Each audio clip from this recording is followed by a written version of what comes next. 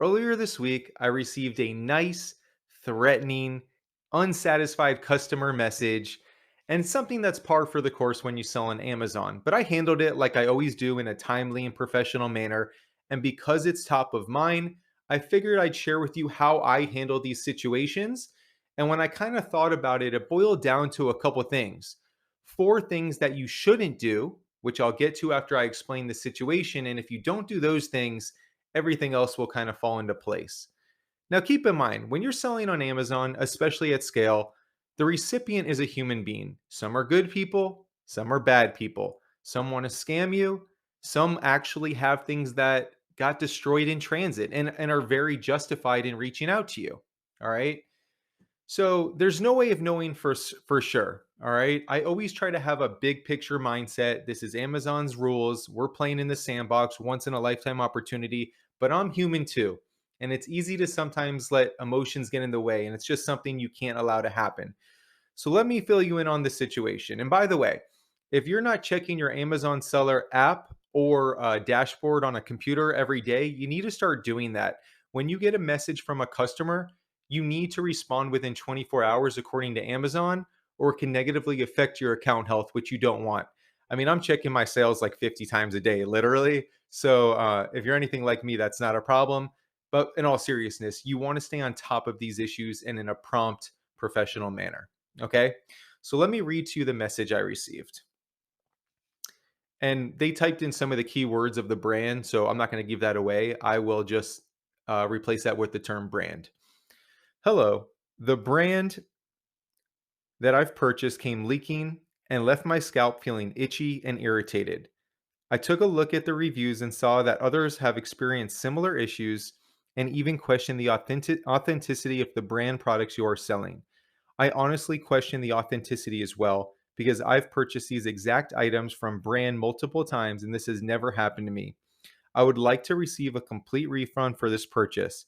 If not, I will not only leave a review that clearly reflects my negative experience with purchasing this product from you, but will also escalate this issue to Amazon. So there's a lot to unpackage there. First things first, incredibly well written, very articulate. I don't think one grammatical error. Okay. A couple things I want to note there. As I mentioned, this very well could be an error on my part. You know, at this stage in the game, though, I do want to share with you a couple of things. I should mention the brand is a very, very reputable national brand. Um, and I am buying these 100% from authorized retailers and distributors. Like, there's no doubt in my mind. I'm not sending inauthentic goods. Okay. Now, a couple of things. One, first things first.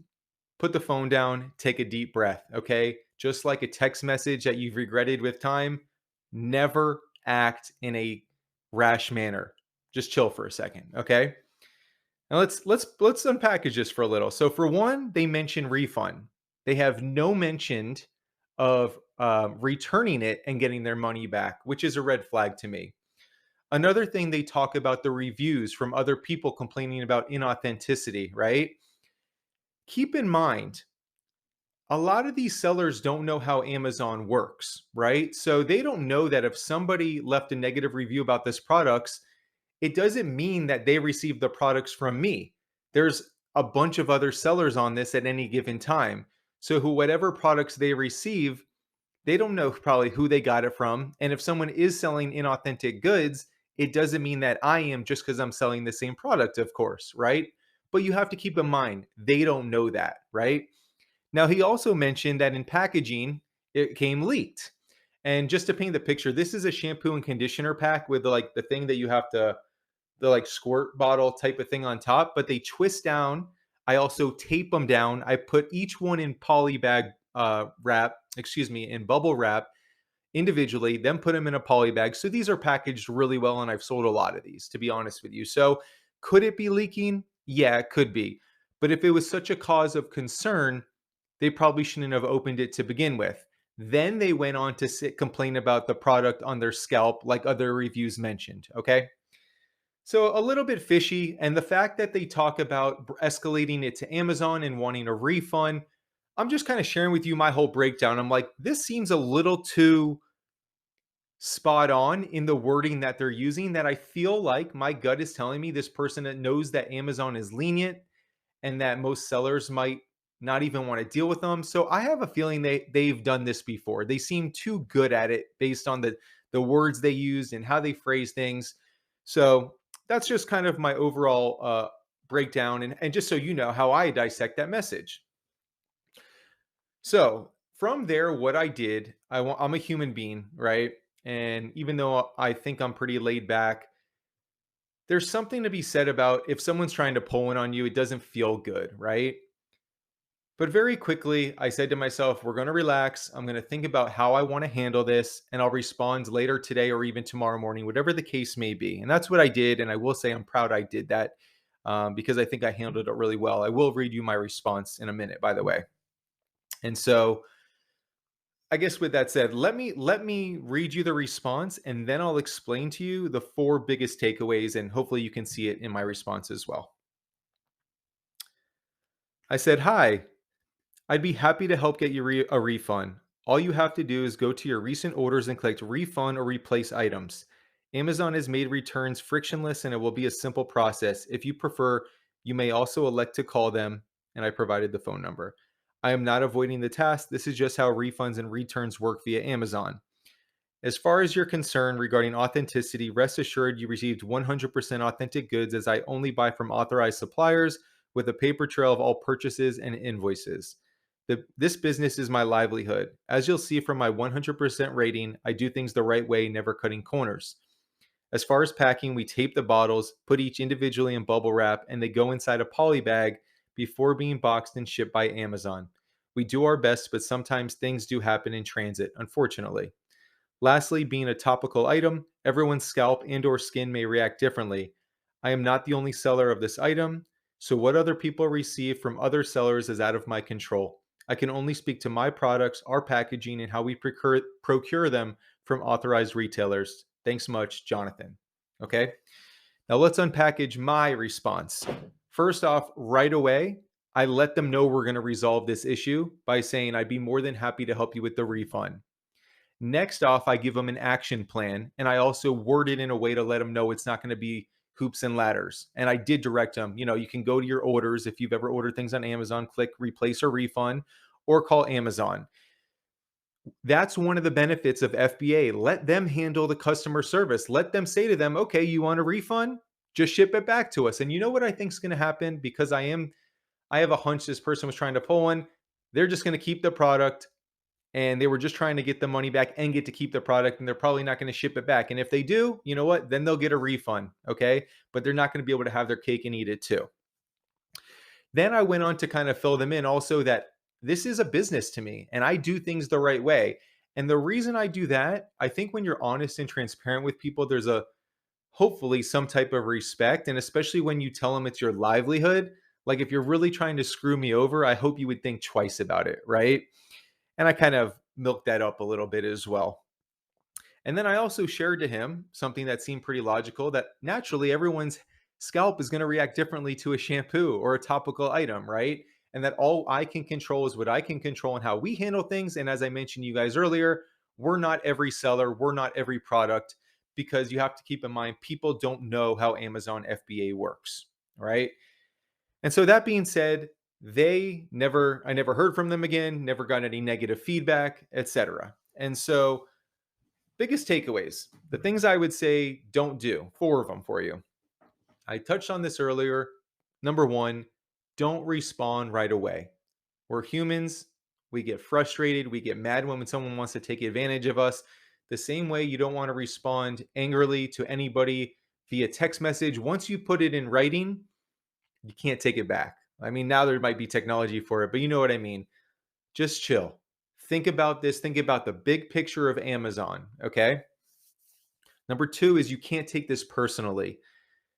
They probably don't even know how Amazon FBA works. The majority of people don't. That there's different sellers and we all get our products from different people and Amazon just fulfills the order, right? They're just probably either want to get the right product, there was a legitimate issue, or they know that Amazon, um, there's loopholes, right? And either way, it's not like they know you or trying to disrespect you personally. They're just either playing the game or rightfully deserve something and not realizing messaging you should just actually be reaching out to Amazon. So it's nothing personal.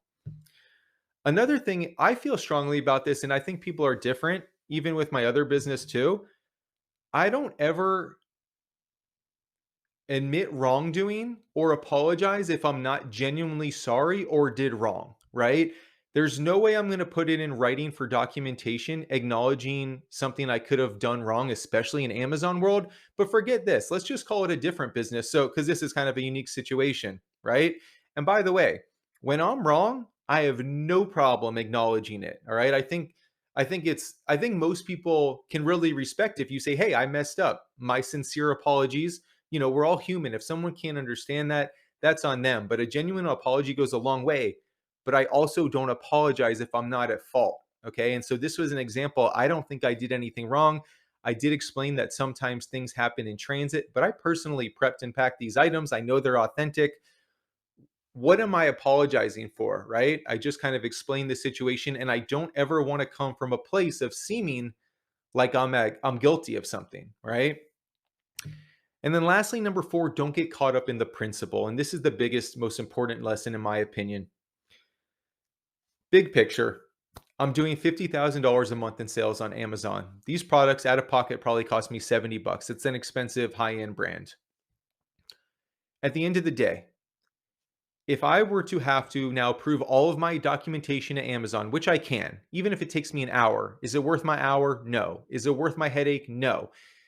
I even went as far to consider refunding this customer, because by the way, I can actually do that if I really wanted to, and not risk him trying to come after a complaint, bad health account, whatever. The reason I wasn't so concerned about that is because I knew I did things right, but it crossed my mind. Do I even want to worry about that? Because frankly, negative feedback or an account health, I'd pay way more than $70 to get that off of my record. So I was really close to just doing what they said. But this, by waiting 24 hours or like a half a day, I should say, it really allowed me to think, how can I handle this and kill two birds with one stone? Be professional, be polite, give a resolution, and not acknowledge wrongdoing, and also not refund them, right? If they want the refund, just simply send the product back, okay? But for lower priced items, to be honest, I would just say refund them. Like, I still think maybe I should have just refunded them.